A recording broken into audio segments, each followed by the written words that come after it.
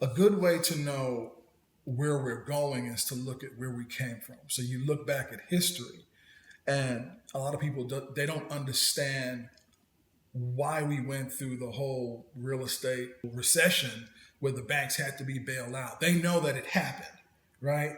But they don't understand why it happened. If you don't understand the why, then you'll just plug that scenario wherever it fits. So, oh, yeah, we're looking at a bubble because this happened before. No. Okay, so let me explain. The majority of the reason of why we actually went through that whole recession, the banks were giving stated income loans to a lot of people.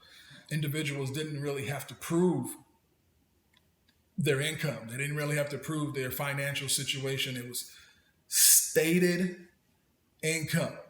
Anyone could really get a mortgage. Your credit score really wasn't a factor back then.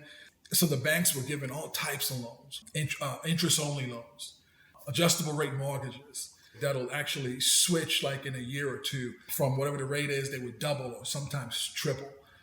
Banks weren't even holding on to your mortgage. They would sign you up. They would get you in a house, and the day you close, they've already sold your mortgage to another financial institution. Now, the terms didn't quite change yet, but they got ready to probably in a few months. People tapped into it. They maxed out their equity. They took all the equity out their house. They were using their house like a credit card, basically. And then life was good until the interest rate started to double and started to triple. It took two people back then, in most cases, to pay a mortgage. When the rates doubled and tripled, that means their monthly payment, their mortgage payment doubled or tripled. They can no longer financially afford to live in those houses. It became a catastrophe. So now you've got these secondary banks, or you have second liens on the house because you have your mortgage, and then most of them took out a home equity line of credit. They couldn't afford to pay it back.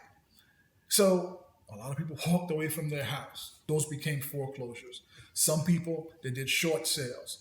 If the bank would approve, it just became a nightmare to the point where banks had to be bailed out.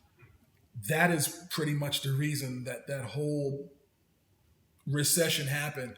It was the bank's fault. And on top of that, one other thing, the banks had access to appraisers.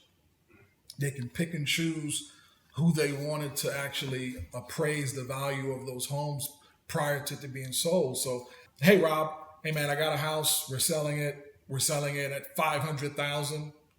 Wink, wink. And lo and behold, the appraisal will always come back at what we're selling it for or more. The laws that govern how you got a mortgage, they were very loose back then. And people just bid off more than they can chew. They were already maxed. And then when all hell broke loose, they just couldn't maintain that new number, that new way of life. People walked away from their houses. They lost their houses. And it was a bad time.